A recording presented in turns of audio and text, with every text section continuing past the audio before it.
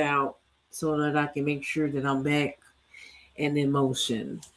And everything was happening, and I couldn't talk about it like I wanted to because my computer was down. And so I uploaded a short in my short stories, and got a lot of views, but nobody looked at the short in the video itself on my page. So I'm going to get rid of that and upload this one instead because it is more current. Because I am from Shreveport, Louisiana, that is my hometown.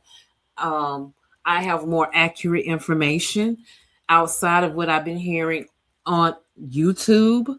A lot of that information is misinformed, unfortunately, and they might want to check into the correct credentials, like calling Shreveport Police Department to be updated or contacting KSLA News 12 on updated information. Also, KTBS Channel 3 News affiliated with ABC.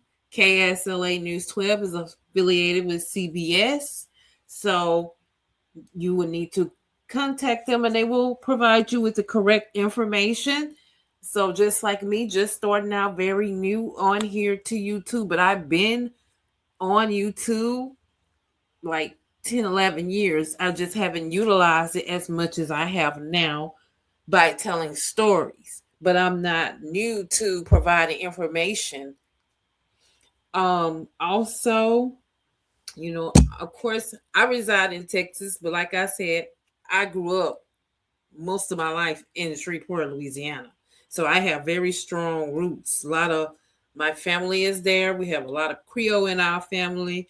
So I'm very rooted in Shreveport culture. I'm very rooted in the lifestyles. I know where these neighborhoods are at. I know this is on Linwood in the City Grove area.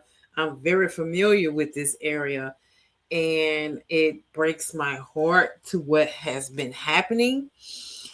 And like I say, I am here to play some recordings and also at the same time provide information that I gathered from, like I say, the news stations and from like the police department for what they could give me. Now, all I can say is that this investigation is very much ongoing. Um, they don't even have all of the technicalities involved in this case. There is like more information coming out as we go. So, first, um, the ages of the kids that were unalived are between 3 and 11. The ex-wife herself, she was wounded in the head and she is in critical condition and fighting for her life. Okay. Also, there is no record of a court date of her filing for any type of divorce. Only record that I saw, and that like a lot of the news stations in Shreveport will tell you, only thing that they saw that I saw was a marriage certificate that they are married, and they've only been married since April of 2025. So they just recently made a year on April the 9th. One of the children, the 10-year-old that was unalived, is Troy Brown's son, which is Elkin's brother-in-law. Um, there was a ninth child who escaped out of the window with a woman. And he was the one that was found on top of the roof. He is 13 and he suffered broken bones, but expected to be okay. The ex-girlfriend is also expected to be okay. I don't know the wounds. So, and the mother of the ex-girlfriend, because the wife, she is fighting for her life. I don't know with any like correction if she was able to identify her children, but the ex-girlfriend, from what I'm hearing, she was the one that identified the children, and that's how they were able to basically find out that they were in fact the victims of the incident that happened Sunday morning.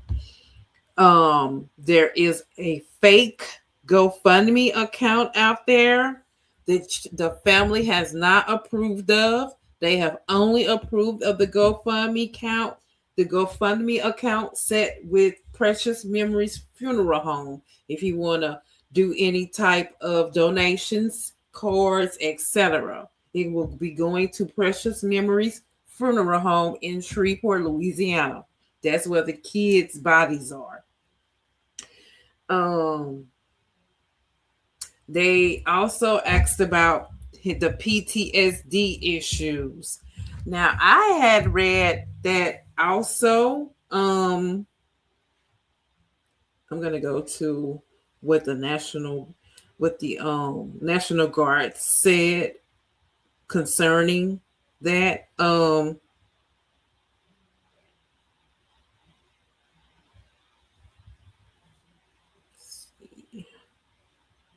Okay, it says that Shamar served in the Louisiana Army National Guards from August 2013 to August 2020 as a signal support system specialist and a fire support specialist. The Army also made it clear that he has never deployed and he left service as a private. Okay, so that is definitely something to take note of, that he did not see any deployment. So they can't tell you anything about if he had PTSD.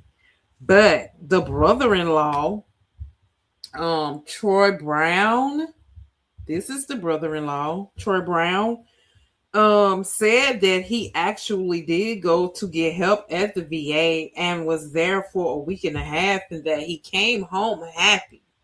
So his brother is confused about, he doesn't know what happened. This is the brother-in-law that lost his 10-year-old son. And they can't explain what happened. He's like not happy about the situation. He wants to see the home demolished. I would rather wait to see how the mother feels, since that is her home. Also, they couldn't pull his records necessarily concerning the PTSD issues because OSHA law and everything involved in that. But he saw no deployment, so they can't confirm any PTSD issues. The only history that they were able to find was a history of he was convicted of a DWI, and he is a convicted felon, which means he wasn't even supposed to be in possession of the weapon that he had. And someone was also arrested in that case for lying about him possessing that weapon, which I will be playing audio for that. I could not upload the video pertaining to these situations, so I will be playing the audio. And he had a dismissed gun charge. Motive unsure. There have been reports that he was on school grounds with the weapon, but I'm just going with them and saying that the motive is unsure. I'm not gonna sit here and embellish on what he could have had the weapon for or what he did with it. Okay.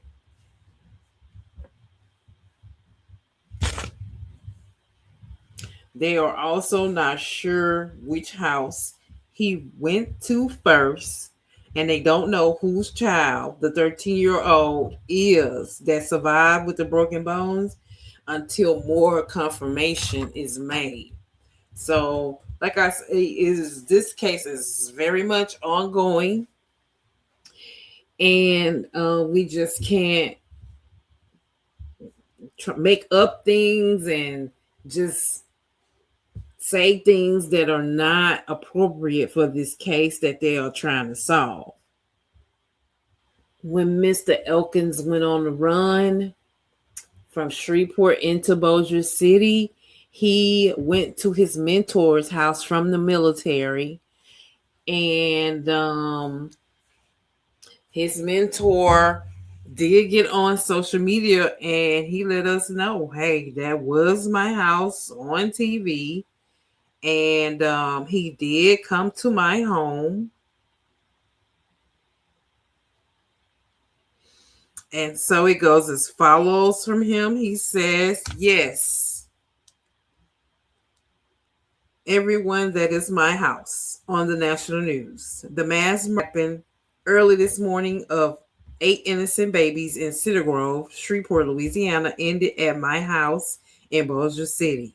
The suspect was a former young soldier of mine, and I have known him since he was a child.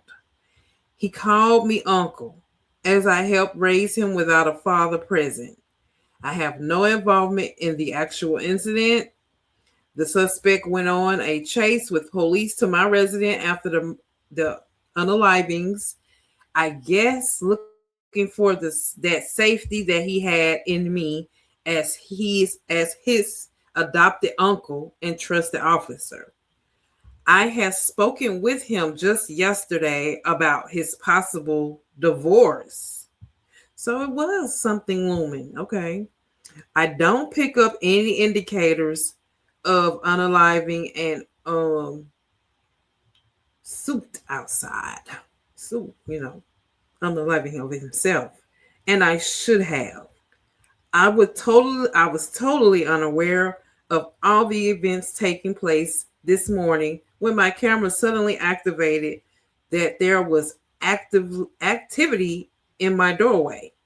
I went and heard his voice, my nephew, and then opened the door unknowingly, and he was standing there with his short barrel AR carbine. We talked for a little under a minute, and then he put the barrel to his mouth and done. When he fired, I assumed that the police thought he was shooting at them or me, so they then opened fire. I got some glass in my arm from secondary kinetics. Please pray for those babies. They are in a much better place now, I know. But the imprint of this tragedy is deep and hurts. Please pray for any survivors, as I believe there is one adult survived.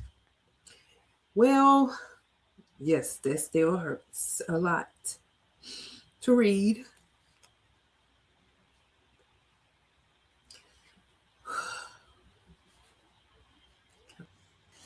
So he did it in front of his mentor, and that is very.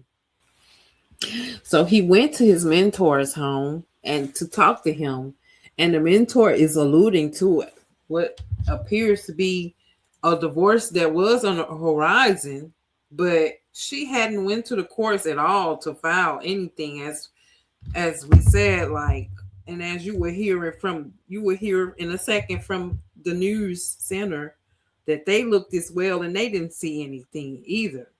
So I didn't see anything because he said I had spoken with him just yesterday about his possible divorce, which would have been Saturday the 18th of February. So by the 19th, he kind of knew what he was going to do, unfortunately. Not to be negative or anything, but he kind of knew what he was going to do. So how do we deal with this? Even though he was going through something mental, what he did was very selfish and very cowardly because he took out what he was feeling and what he had did right the first time, which was going to get help. He took out what was working out, was what wasn't working out for him. He took this out on babies and people because there are 3 adults that were wounded. And a lot of people are affected. This becomes a ripple effect. Those children, the adults that were wounded, first responders, 911 callers, police officers, the teachers, the community, city leaders crying. because they can't be strong for the community. This is a ripple effect. This is not something that is is just affecting one person only. He did something that caused hurt to everybody. Everybody. We made national news. Like they literally, it was on the news. So I'm in Texas, like listening to this, thinking that no, this can't be Shreveport. Like very rarely are they on the news for like some crazy as this. Now they have a bit of violence, but nothing like to this magnitude.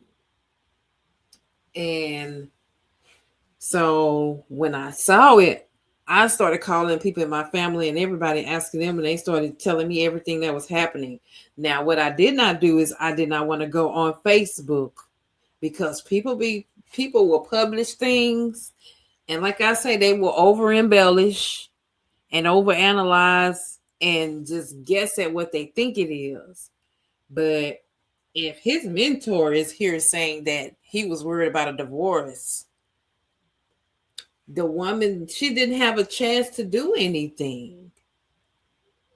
He acted before anything could happen. I can't even say the things that they have been saying because nothing is verified. The things that I was thinking that I was gonna say, they are verifiable. So I have to even wait for confirmation. I don't want to say something that's not fact. Who wants to do that? Especially on a channel that's like well known. It's not like it's like some little thing. So what I'm gonna do is I'm gonna play where it says the man he made false reportings on having the weapon that was used, and they're gonna give his name also. Okay, play that right now. An arrest has been made in connection to the deadly mass shooting that killed 8 children in Shreveport, Louisiana. I'm KSLA anchor reporter Julia Daughtry, and ATF agents told our newsroom that they have arrested 56-year-old Charles Ford for possession of a weapon as a felon, as well as making false statements to federal agents. Now, we're going to show a photo of the weapon that police say was used in the shooting that happened on. So I will not be showing a photo because I know that YouTube would definitely not be having that. So continue. West 79th Street. Now, according to ATF agents, they wanted to look into who purchased the gun. Agents interviewed an unidentified woman, and the woman said that she gave the gun to Ford. Now, it's uncertain how Ford and Elkins exchanged the gun. However, federal agents interviewed Ford, and Ford lied about having the weapon, according to federal agents, then later admitted that he did. Now, Ford faces up to 15 years in federal prison for the possession charge and up to 5 years in federal prison for the false statement charge, according to ATF agents. In Shreveport, Julia Daughtry, KSLA News 12. An arrest has been made. And that's that on that. And then I'm going to go to the next video. One of them is a bit long, so also what I want to let you guys know is Shanika Elkins, the wife, her mom was unalive 20 years ago for the same type of domestic situation. So yeah, they're gonna talk about that also. I'm gonna play that video. Well, tonight we're hearing from the family of the victims who were brutally killed in Sunday's mass shooting. Uncles, cousins, and even other close family friends describe the kids as full of joy and laughter. KSLA's Marvin Andrade is live right now on West 79th Street where this all happened. Marvin, can you tell us more about the emotional conversation that you have with some of the family members today? Well, Jeff, I want to put it in perspective for you. You see this house right behind me? I spoke to one of the uncles of the family members, and he says he doesn't even want to see it anymore. He says it brings horrific memories, and he wants it demolished. He said this isn't the only time they've had to deal with a domestic violence tragedy. They say the mother of Shaniqua Elkins, who was shot Sunday, died in a similar incident nearly 20 years ago. Now, 20 years later, they are suffering from a similar tragedy. Never got a chance to enjoy life. Never got a chance to experience life. Never got a chance to be out here to be happy during the summertime because they're gone over ignorance. The family members say they had a little interactions with Shamar Elkins, and with the little interactions they had, they would have never imagined he would have done such a tragic incident. And as far as Shreveport Police, they say that they are investigating to figure out why the suspect did this horrific incident. Reporting live in Shreveport, Marvin Andrade, KSLA. Okay, it's Marvin Andrade from KSLA News 12. One thing I want to say is, so these are the two mothers. To your right is the ex-girlfriend. Her name is Christina Snow. And to your left with the red braids is Shaniqua Elkins. So that's who you are looking at. But what I was going to say is you have to be weary of when you are with someone, man or woman, and they are not close to the family. They don't try to make efforts to get to know people in your family. And sometimes that can be because maybe your family might be able to see something that you're not able to see, because we know how people can blind you with love. And maybe because, they're not around, they're wide awake, eyes open, and they can detect toxicity a mile away. So I always am cautioned when I hear people say things like they weren't close to the family and they didn't have any type of relationship. So I'm always weary of situations like that. And so I'm going to go to Tabitha, the councilwoman for the Cedar Grove area, where she delivers words of letting us know to think about the victims and correction on how everyone does reporting as it pertains to this case. I also wanted you to understand that 7 of those children belong to Mr. Elkins, who took their lives, and 1 did not. And I wanted to ensure that you all had correct and precise information. This is a difficult process. And at this point, what they are trying to do is to wrap their mind around what has occurred in their family. How do they navigate through this? So if there's anything that you can do for them right now, is to keep them the priority. I'm going to say it again. Keep them the priority and respect their wishes. I want you to think about the mothers that are the survivors, because there are 3 mothers at this point. 1 is in surgery at this time, that are going to be faced with immense pain, that's going to need all of us, the community long-term counseling, the father that is left here to grieve their child. And I want you to remember that more than anything, because it's people first. It's not your stories. It's not who posted first. Sure, it's them. It's all about them. And that as a community, as a nation in this country, and for all of the accolades that we have received here, the prayers of support from Canada, from Belgium, that I want you to understand that domestic violence is nobody's joke. It is real, and these are the residual effects of what happens if we're not paying attention. And it is a concerted, collaborative effort for us all to make. And you have to be intentional about that. Alrighty. And that's what the city councilwoman had to say, Miss Tabitha. And I liked exactly how she delivered. I'm so sorry, y'all. I hope y'all heard everything. I had my microphone turned to the laptop. So what we're gonna go to next is the play-by-play as the Shreveport Chief gives a play-by-play with each hour. It's approximate, not exact.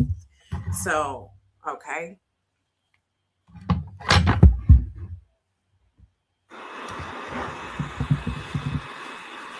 About 5:55 a.m. on Sunday morning, Shreveport Police received the first call regarding a disturbance at a resident in the 300 block of West 79th Street. The caller stated that they were on top of a house. The suspect was inside and that a male had been shot. 3 minutes later at 5:58, dispatch received an additional call indicating the suspect was a relative of the caller. A minute later, 5:59 a.m., dispatch was advised that approximately 9 individuals resided at the location. The caller further stated that the suspect, identified as Shamar Elkins, had shot everyone inside the home. At 6 o'clock a.m., 1 minute later, the caller advised that she and her children had fled from the roof and were now in the backyard. 6:01 a.m., officers arrived on the scene. 6:03, officers made contact with the caller at the residence. At 6:05 approximately, officers requested the Shreveport Fire Department to stage at a nearby location close to Linwood. 6:07 a.m., a second call was received regarding a shooting in the 500 block of Harrison Street. The caller stated that her boyfriend had shot her, taken her 3 children, and fled the scene. 6:08 a.m., the victim identified the suspect as Shamar Elkins. At 6:10, dispatch linked the Harrison Street shooting with the shooting on West 79th Street and that they all were related. At 6:15, officers received information that the suspect had carjacked a red Kia Sportage at West 79th, closest to Linwood. At 6:17 a.m., our traffic units out on random patrol encountered or observed that particular vehicle traveling southbound on Interstate 49. The officers advised at 6:18 that they were crossing the Red River Bridge into Bossier City.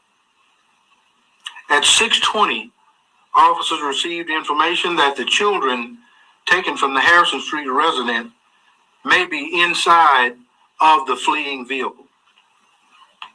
6:23 a.m., officers advised that they were exiting near Swan Lake area. 6:25 a.m. approximately, officers located the injured victims from the Harrison Street shooting. 6:29 a.m., officers made contact with the suspect through an exchange of gunfire. At 6:30 a.m., officers confirmed contact with the suspect in the 400 block of Brompton Lane. 6:40 a.m., officers advised that the suspect vehicle was empty and no children were located inside. 6:43 a.m., officers cleared the resident of West 79th Street where multiple deceased victims were located. 7:03 a.m., Shamar Elkins was pronounced deceased at the scene on Brompton Lane. 7:14 a.m., the Shreveport Police Department contacted the Louisiana State Police Investigative Division, and they began their deployment to the Bossier City address to begin to investigate the officer-involved shooting. And what you see is this area is in Bossier City, where he was located and where he went to his mentor's home, in which I read to you what he said, involving his personal issues and impending a divorce. I mean, and so, like I say, this is very much ongoing. Also, what happened and what is false is this is not his parents' home that was on fire. This was a vacant home fire. This was not his mom's or any relative related to this case's home. This was a vacant home fire, nothing to do with the case. And I will now play the video of the KSLA News reporters, where they will also give corrective information pertaining to this case.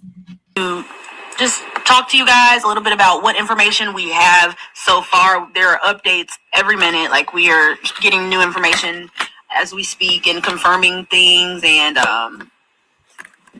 everything like that. So let's get into it with Jalea. Jalea, you start us off and tell us what we need to know right now. Hi, guys. So yesterday when Kennedy and I were in the live stream, we said we were going to check on a few things that were circulating across social media just about the whole entire situation. The thing that I really want to go ahead and let you all know that it is false according to the Shreveport Fire Department. It was a fire that was roughly a few blocks away. You could actually see it from the scene. And if you go back on our Facebook Live around, I think it was the noon or 1 o'clock hour, you can actually hear the fire sirens. It was a home set on fire. Well, Shreveport Fire Department went ahead and confirmed that that was a vacant house and had no correlation with the shooting that happened on West 79th Street. So like I said, you guys, when you get online, just so happened it was a few blocks away and it would happen on the same day or roughly around the same time. But Shreveport Fire Department confirmed that had nothing to do with the shooting that happened on West 79th and that the house was vacant. So another thing that we wanted to go ahead and let you all know that what we were seeing was the number of kids that were in the house. It was a lot of people saying different things. So what we know from Shreveport Police is that at the time, it was 9 children in the house. 9 children. 2 of the children were not Shamar Elkinson's children. 7 were. We're still working to find out why the other children were in that house, but 7 of them were his children that he killed. 1 was not. And then we also have a 9th child who was 13 years old, who escaped on that side, through that side window, got on top of the garage and actually jumped. And that child has broken bones, according to Shreveport Police, but that child did survive. That was the only juvenile survivor. Now, we also have 3 women that were also connected to this situation. Now, we want to speak about the wife of Mr. Elkins, Miss Elkins. Mm-hmm. According to Shreveport Police, she was shot in the head, and she was shot, and she's still in life-threatening conditions. I'm sorry, you guys, I have tons of papers for notes and everything like that. And she's in life-threatening condition. They're still monitoring her. She is in the hospital. And it was another woman who was Christina Snow. She was shot as well. However, Christina is in stable condition last we checked with our sources here at KSLA News 12 with the family. Now, Christina Snow is the mother of 3 of the children who were killed, and according to family members, they told us that she does know that her children were killed in this mass shooting. Now, a lot of people online were asking if, any GoFundMe's or any finances, anything like that. Our KSLA's Marvin Andrade, actually spoke with family members at the scene, and they said do not donate to any GoFundMe's. The family has not approved any GoFundMe's, and if you all want to do any financial contributions, you should do it to Precious Memories, funeral home. That's where the families say they're going to have the actual. And also, people have also been saying that Beyonce was going to be setting up an account for the 13-year-old that survived with the broken bones, and I have not been able to verify that story. People are being evil right now with this tragic situation and trying to find ways to either get attention or make a quick buck with these fake GoFundMe's. And then I read something where somebody was trying to say that Beyonce was going to do the scholarships and take care of him for life. And it's people are a mess out here and real evil. Funeral arrangements, but they stressed, you guys, do not donate any money to any GoFundMe's. We've seen multiples. You guys, we want to stress this. We don't want you all, the money to be taken, you guys. So that's another one that we are looking into as well. Now, another thing we also want to correct is that we've been seeing that people are saying that Shamar Elkins was in the military. Now, according to CBS, actually, let me find that actual quote, you guys. He previously served in the Louisiana National Guard from 2013 to 2020 as a signal support system specialist and fire support specialist. The U.S. Army confirmed that's according to CBS, like I said, you guys. So that part is true. I've been seeing different branches of the military, but according to CBS, he served in the Louisiana Army National Guard from 2013 to 2020, roughly 7 years, as a signal support system specialist and fire support specialist. So that's something that that was circulating online as well. Kennedy? So what they're trying to get people to understand is that, yes, he was in the Army National Guard. No, he never deployed. So, which means that he was just in the military, did his 7-year bid, and then he left as a private. He did not report he wasn't listed as having any type of PTSD at the time or anything. So they're basically, like I said, they're letting you know that he was here, but he never deployed or had anything that would cause him to develop PTSD. Okay.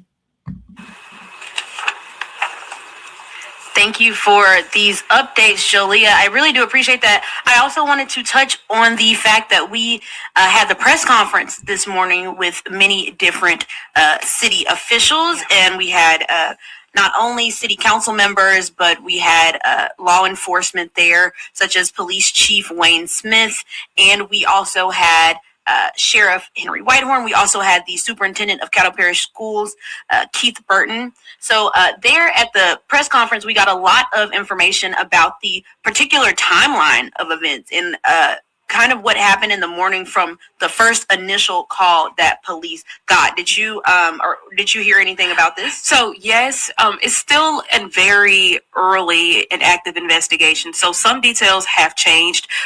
According to Shreveport Police, they're still piecing together some information. Now, what I can tell you all is that Chief Wayne Smith said before 6 a.m., the Shreveport Police Department responded to a caller saying that they were on top of a roof with the suspect still inside of the house. 7 minutes later, on a separate call, a person told dispatch that she and her children fled from the roof and were in the backyard. Now, that is according to Chief Wayne Smith. Now, Wayne Smith also said that they received another call about an hour later from someone who stated that her boyfriend shot her, taking her 3 children, and fled the scene, IDing the man as Elkins. So right now, we're not sure which home Elkins started. It's been conflicting stories, the one on Harrison or the one on West 79th. We are not sure which he started from. Shreveport police are still working to identify a positive timeline. They gave us a timeline from 911 dispatch, but we're not exactly sure what time that actual shooting started at which location. We just can go off of the actual 911 calls that were coming through. So as of right now, it's like I said, it's very limited information. We should find out everything within the next few weeks or next few days, according to the Shreveport Police Department. Thank you for that, Jolia. Yes, so we heard a lot of information from city officials, and like Jolia said, this is an ongoing investigation, so new details are available every second, and also they're always changing just at this current stage in the investigation. Yeah. If you have any questions, also, please feel free to put them in the Facebook comment section. We are here to give you... They are also answering questions on Facebook Live, so you will hear them address certain questions that maybe you've thought of, I've thought of, that, you know, they answered some questions pertaining to the case as best as known and what they confirm or not confirm. Okay, all the answers that you need and give you the coverage that we want you to have. So yeah, and something that I kind of want to touch on, Kennedy. Mm-hmm. A lot of people were saying, you know, they're trying to find the motive. Why would Shamar Elkins kill 7 of his children, 8 children in total, shoot 2 women? So we've been seeing a lot of things on social media about a possible motive. One of which I think I read somewhere on a blog that they said, oh, she filed for divorce, that they were supposed to be in court. You guys, that is not correct. We've checked with our court records, and we cannot find any official filing of any court dates, anything of that nature of a divorce from Shamar Elkins and his wife. We can't find anything like that. So I saw it was one Facebook comment. They said, oh, they were supposed to be in court on Monday. You guys, that's not true. We cannot find any court records, and our whole KSLA Investigates team has been digging into this. We can't find any charges or any filing of the actual divorce, you know. Shamar Elkins also had a gun charge that was dismissed. The only thing that he was convicted of was at the... So what that could mean as far as the divorce, sorry to interrupt, that of course is conflicting with what his mentor said when Elkins went to his house. He said he talked to him about an impending divorce, meaning she could have maybe threatened to divorce him, you know. So and that could be very well the story, because she did not go to the courthouse and do any filings, or it would have been on record. And so they're letting it be known here that they didn't see any record of her filing for divorce, but she may have talked about it to him. Okay. DWI, driving under the influence. I think that's kind of what you call it. I'm not from here, you guys, so call it different things, but that was the only thing on his record that he was convicted of. Now, that gun charge, like I said, did get dismissed. I know people were saying he had a violent past. That's the only thing we could find on our end from KSLA News 12. Now, as our KSLA Investigate teams digs deeper, we'll be able to find out more information. But for right now, that's all we have, you guys, on his background. We're still working to find some more things. And when we had our KSLA Marvin Andrade there, they said that this was not like Shamar. They were saying, you know, they could not believe that something like this would happen.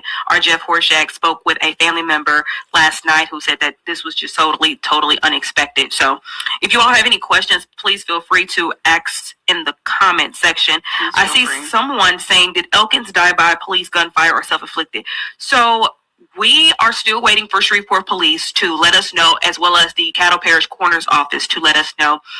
We do know that it was gunfire exchanged from Shreveport Police, but we don't know if that was the fatal gunshot wound or if Elkins did a self-inflicted gunshot wound. We don't know which one was the fatal blow. We're not 100% sure yet. The Cattle Parish Coroner's Office will be the group to let us know how that happened, but for right now we're unsure of that as well. So I'm also seeing the correct place to send money to the burial. So we were told by the family, the wife of the family, Precious Memories Funeral Home. I think that's in Shreveport.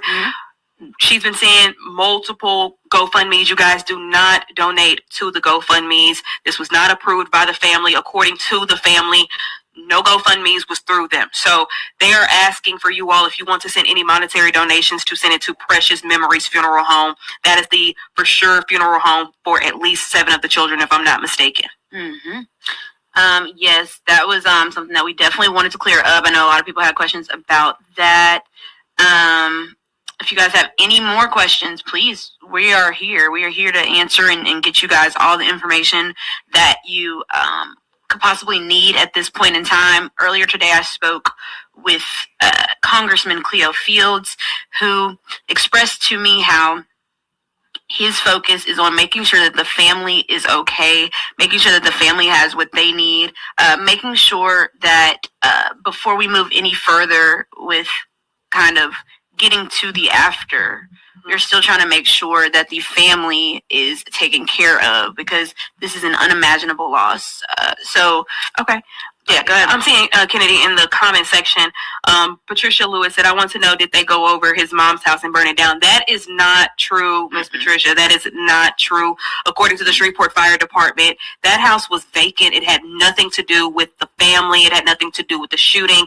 That was a vacant house fire that Shreveport Fire Department are still investigating, but they are saying if you have any information about that you can call them. However, we were told by the Shreveport Fire Department it was a vacant house that had nothing to do with either family. Yes. Is the kid who jumped off the roof okay? Yes. So according to the Shreveport Police Department, that child actually suffered from broken bones, if I'm not mistaken, to at least one leg, but the one child broken bones in the hospital for that, but that child did not get shot. They were expected to survive and be okay. Let's see. What was the reason he shot the kids? Like you mentioned earlier, the motive. We're unclear of a motive right now, you guys. It was a lot of stuff circulating on social media. People were saying they got into it. The wife and the Elkins got into it, guys. We are not sure the exact motive. We're still working to find that out. Shreveport police are still working to possibly find a motive. And sadly, guys, because he's deceased, we probably will never, ever find it. We could just, interview supporting witnesses and things like that. So right now, we're unsure. Now, I did see something on social media saying, he and his wife were supposed to be in court today or something like that. Guys, that's not true. We could not find any court filings of any divorce between Miss Elkins and Shamar Elkins. We could not find anything. We found the marriage certificate, but we could not find anything related to a divorce that's been filed and things of that nature. So we're not sure where that information is coming from, but yeah, so we can go ahead and debunk that we don't know a motive of why he killed the children. Okay. Someone asked, was there not an infant involved? What we know currently is in preliminary. So you guys, when you first get to a crime scene, things change, and children are smaller or shorter or thinner or larger than expected. So initially we did report the ages were for 1 to 14, but Shreveport Police, the Cattle Parish Coroner's Office corrected us. So it was, the youngest was a 3-year-old. So like I said, you guys, when police first look at something, it's an estimate at the moment. And then the Cattle Parish Coroner's Office, as well as the mothers of the children, positively identified the rest of the children. So it's a 3-year-old. That was the youngest. And the oldest was 11 years old. And then we had a 13-year-old who jumped off of the roof. So that were all in the house that were juveniles from ages 3 to 13. Okay. Someone asked, are the 2 women okay? So last we checked with the family, the wife was shot in the head. She's still in life-threatening condition. We also had the mother of 3 of the children. She actually is expected to be okay. I think she's still in critical condition according to our resources and our sources, excuse me. So, but we're still waiting to find out more information about both of the women that are. Let's see. Someone said, are the 2 women in the hospital related? So what we've discovered is that Mr. Elkins shot his wife, and the mother of his other children. So 3 of the children that are deceased is the mother is their mother, if I'm not mistaken. And then he also shot his wife. So it's kind of, I don't want to say baby mama, but it's more so like his ex-girlfriend and mother of his children, as well as his wife. Those are the 2 women. That's the connection. They both previously or currently dealt with Mr. Elkins. Yes. Now someone asked, so did this take place at 2 different locations? Yes. So like I said, we're not sure which location was first. We only have the list of 911 calls, but it was one on Harrison and also one on West 79th Street. Now, the West 79th Street was the shooting where they found all of the children deceased in the house. And then the Harrison location was the one that they found a woman shot in that house. Someone asked, do we know whose house he went to first?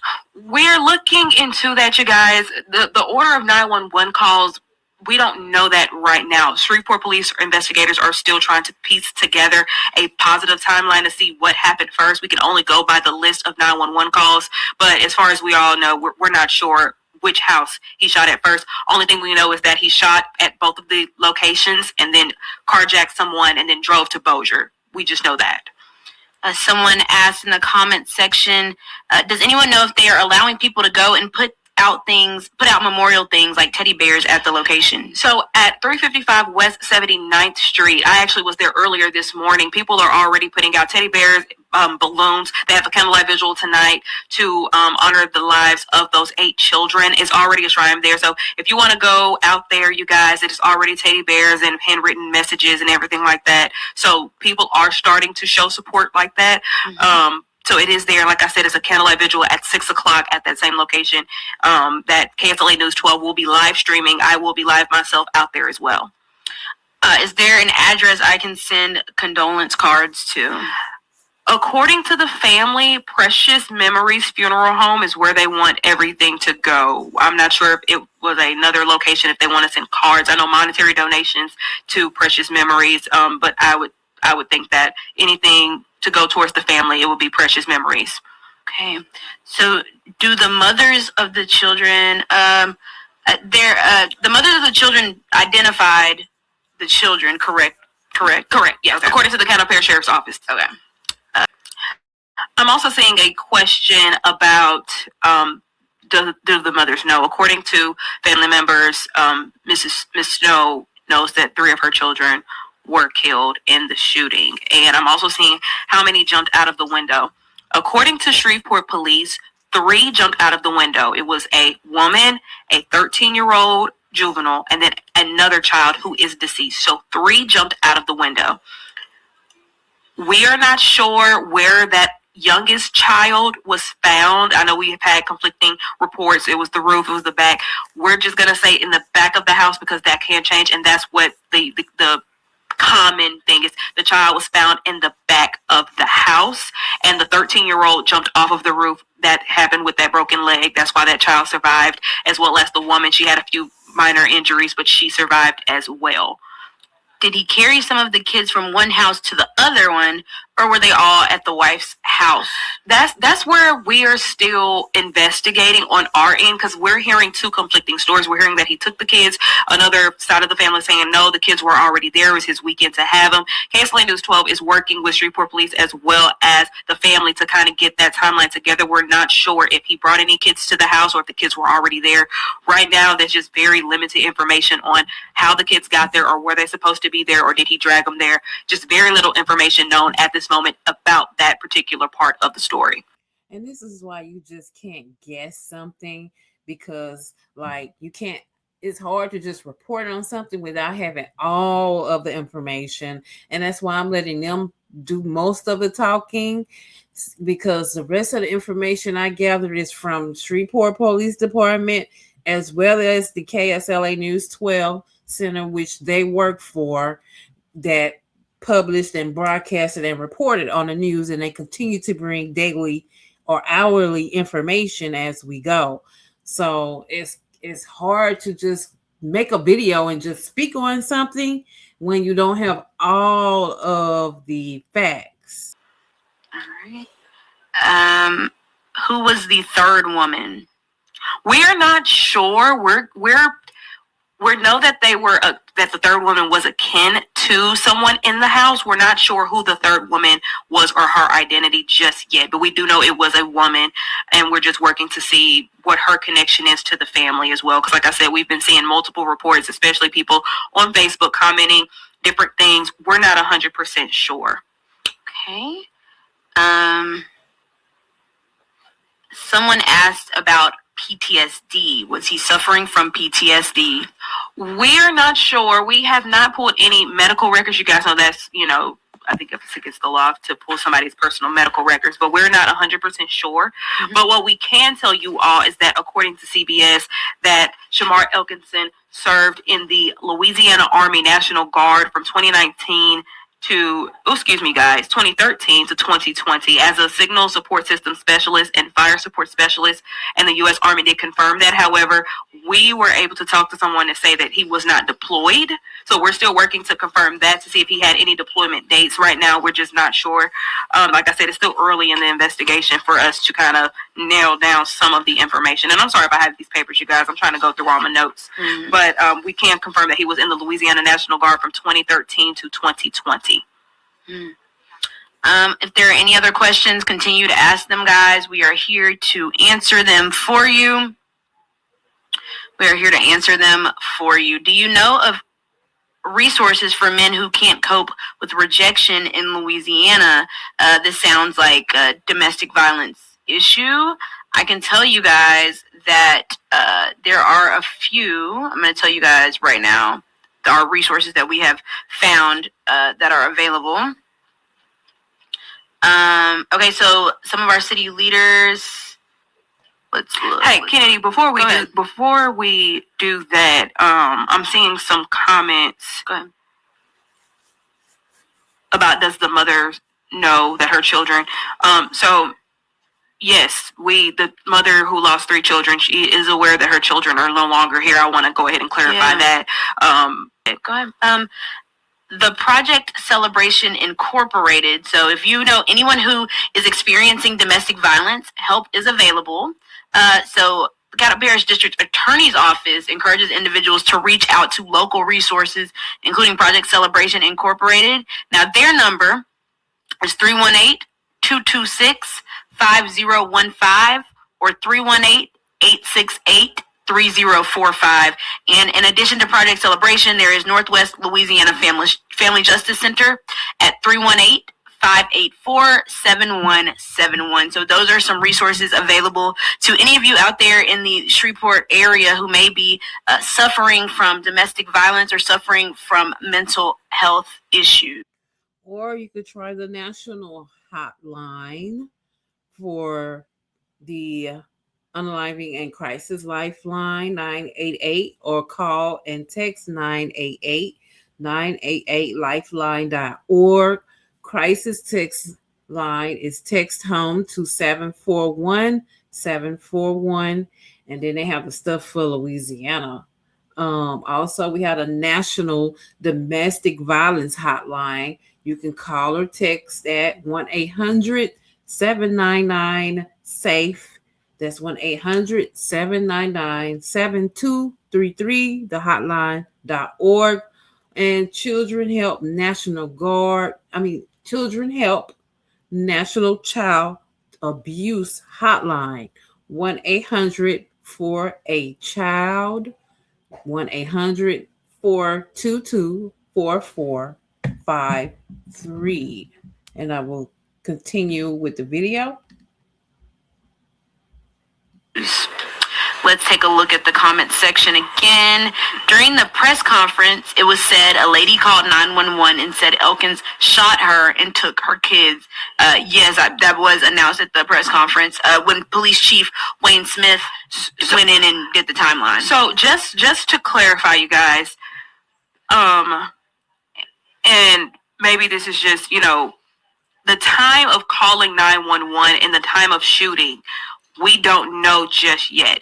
He let us know the time it came into dispatch, but we don't know which happened first. Mm-hmm. Now, we can go by the dispatch times. However, you guys, we have to be mindful that if something just happens, someone, and I'm just not just talking about this, but in general, someone may struggle to get to 911 before somebody else can. Mm-hmm. So according to Shreveport Police, with that 911 dispatch, yes, that she took her kids, but we don't know which house that was at, if that makes any sense. So we have to be careful. We don't want to say, oh, it happened here, when we genuinely do not know. We can say, this is what time this 911 call was made. This is what they said. But until until Shreveport Police investigators give us more information, we just don't want to say this for sure happened at this for sure time until we clarify that with Shreveport investigators. Yes. And we're trying to give you guys the most accurate information in addition to speed. So we are trying to make sure that we get you guys the first alert, but also making sure that it is all correct and we're not giving you anything that maybe is unconfirmed. So let's take a look at the comments once again. Yeah, so it was confirmed that from the Caddo Parish Coroner's office that one of the mothers identified the children who were killed in the home. So she knows that they're sadly is deceased. Okay. Lashandra Sanders, we're not sure if the other mother knows. What we know is that she's in life-threatening condition. We're not 100% sure. Like medical terms, sometimes life-threatening, they're up. Sometimes life-threatening, they're not up. We're not sure. We just told she's in life-threatening condition. So we're just not sure. Certain situations, certain circumstances, we're just not sure of that one. But we can say that one of the mothers who is in critical condition knows that her children are no longer here. That's who helped identify the identity to the Caddo Parish Coroner's office. Okay. Let's see. Any other questions? Please continue to ask your questions. There's no question too big or too small. We will try to answer everything to the best of our ability. For those of you who have just joined, we are speaking about the mass shooting incident that occurred in Shreveport, Louisiana on April 19th, 2026, where 8 children were killed and 2 women were injured by gunfire by who police say is Shamar Elkins. That is the suspect, according to Shreveport Police. And 7 of the children who were killed were his children. There were 7 siblings and 1 cousin, reportedly.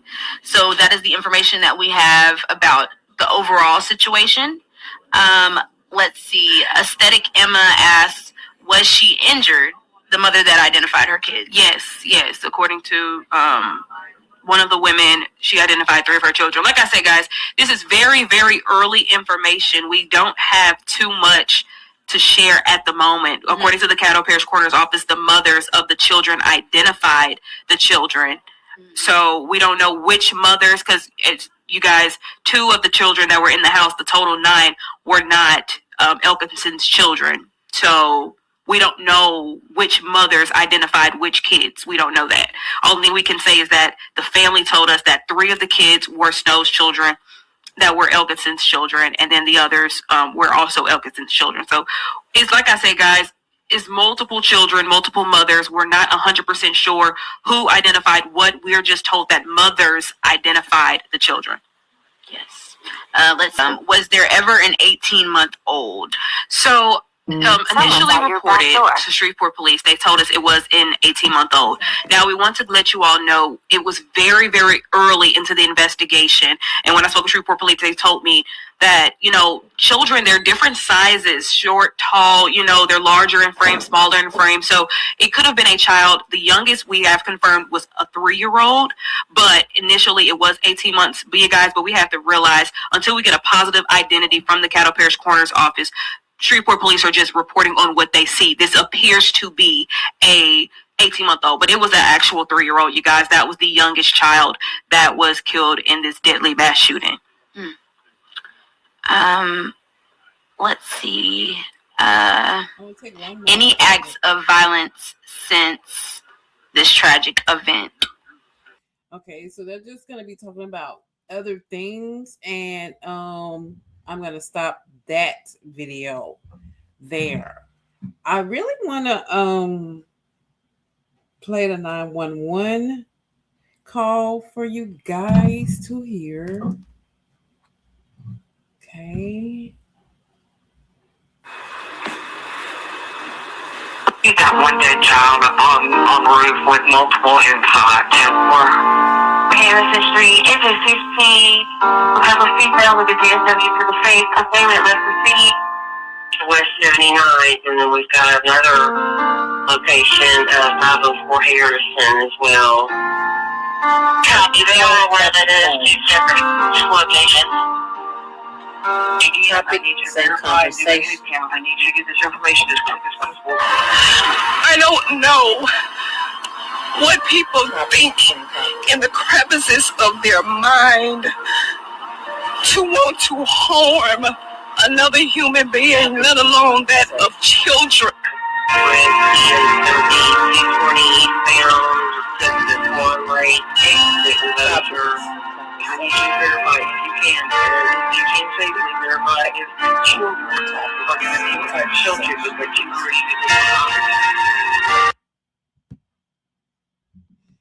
Alrighty, and that's the end of the 911 call.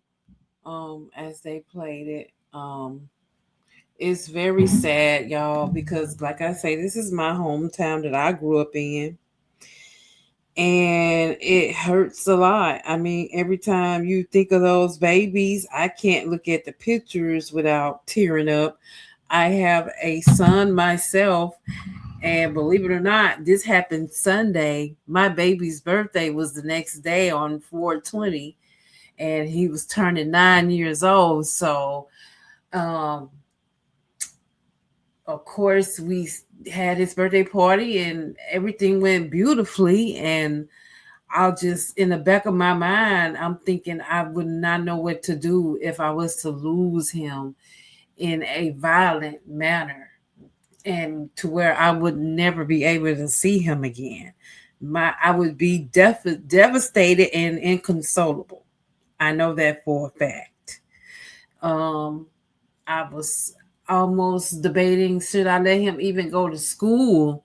You know, stuff like this make you just, as a parent, kind of freak out about protecting your child.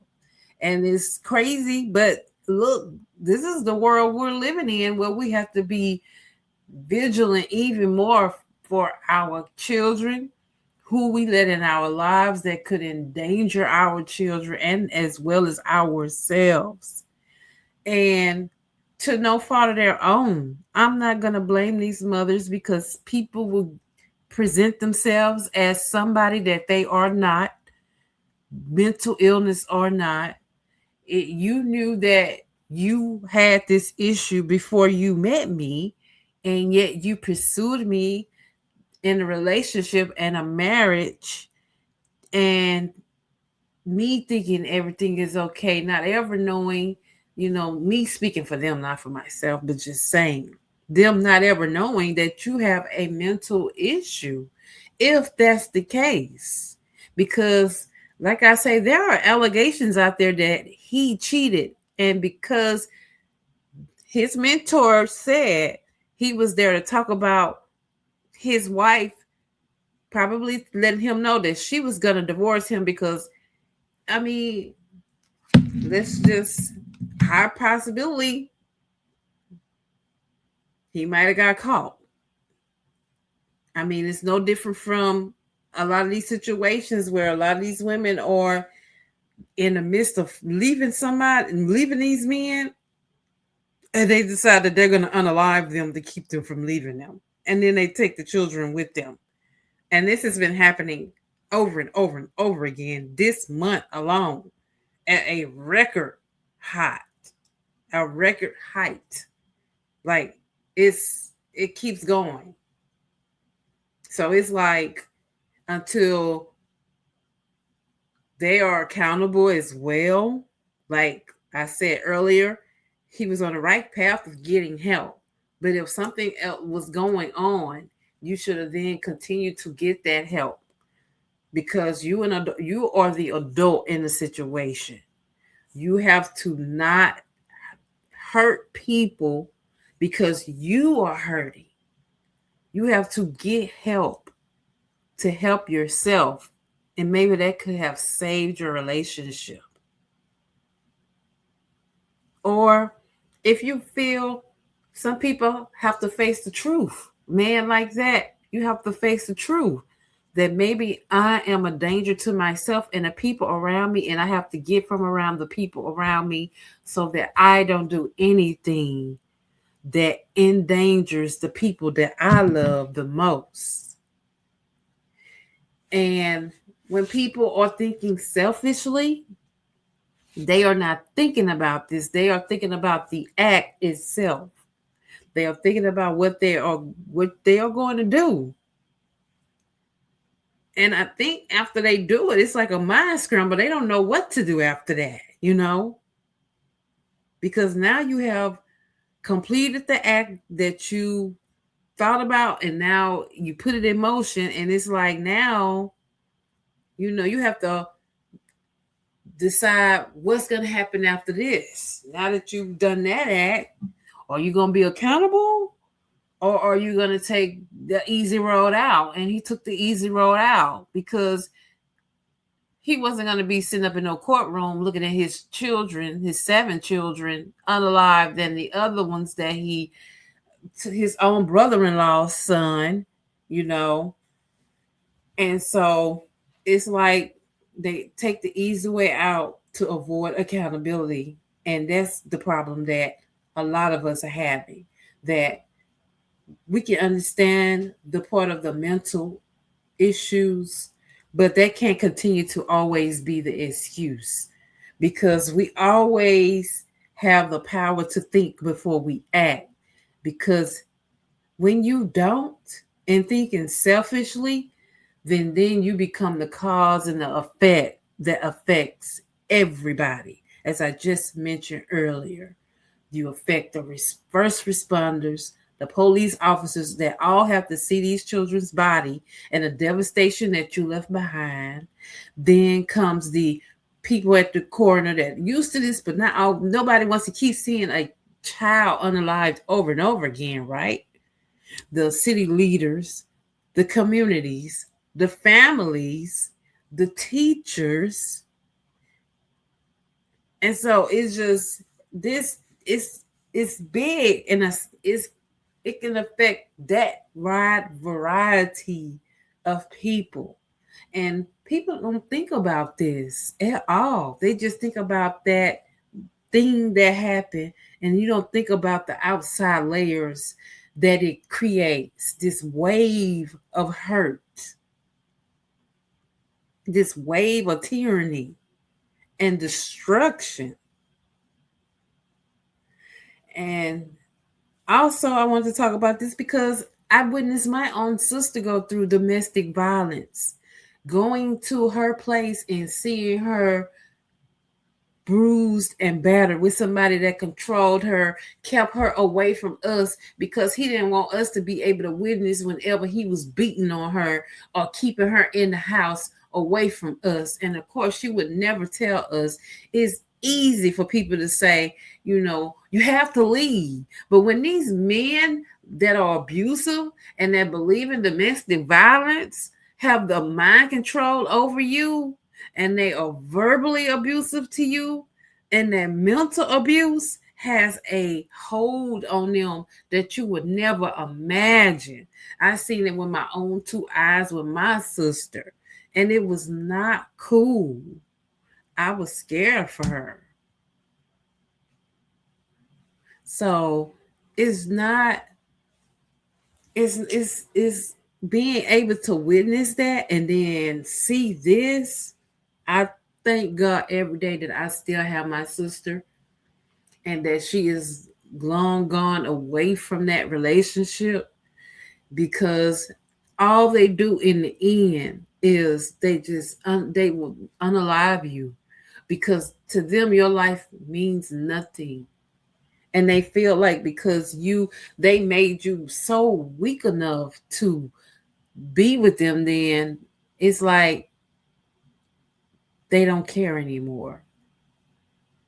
And then they'll blame you, knowing that they're the ones that caused you to be afraid of them. You threaten their loved ones and tell them that if they leave, you're going to unalive their families. So they stay to protect family and friends.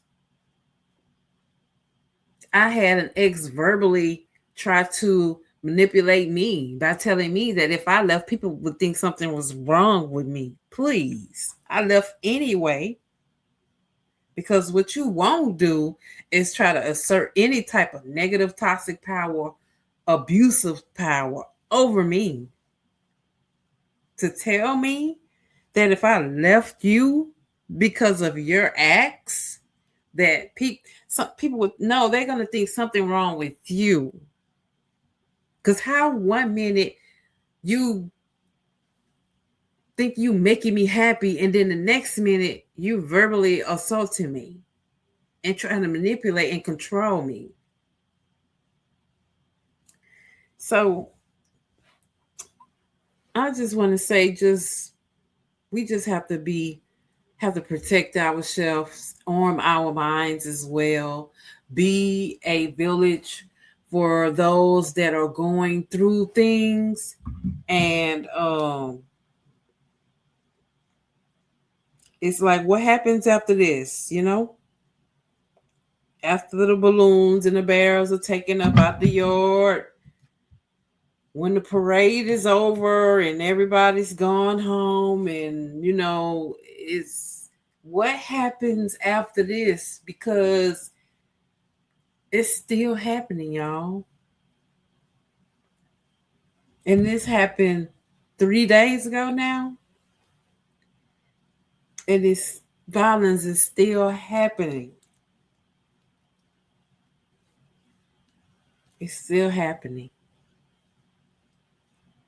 And it's like a lot of men, some, but don't make me say all, but some of these men out here took this moment to show their hatred of Black women.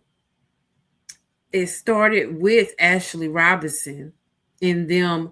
First, you talked about how you didn't like dark-skinned women, yet you commented on this beautiful dark-skinned young lady that was unalived in Tanzania. And I heard somebody that I follow called Chrissy on YouTube say that if Black men show other races that they will go 10 feet, 10 toes down for the Black community of their women, the other communities would even see it as a weak link chain. They would know better than to mess with any Black woman. But they ain't gonna do that, because let them tell it, they gotta be sleeping with you to protect you. Or some of them even say, one of the videos that I have on YouTube now is a man saying he wouldn't even protect his wife if they was getting robbed or there was a threat. Some of the men in the comments were saying she better be fast and be able to catch up with me, because he gonna run off and leave her. Or some of them were saying that she about to gain her wings. I'll just find me another one.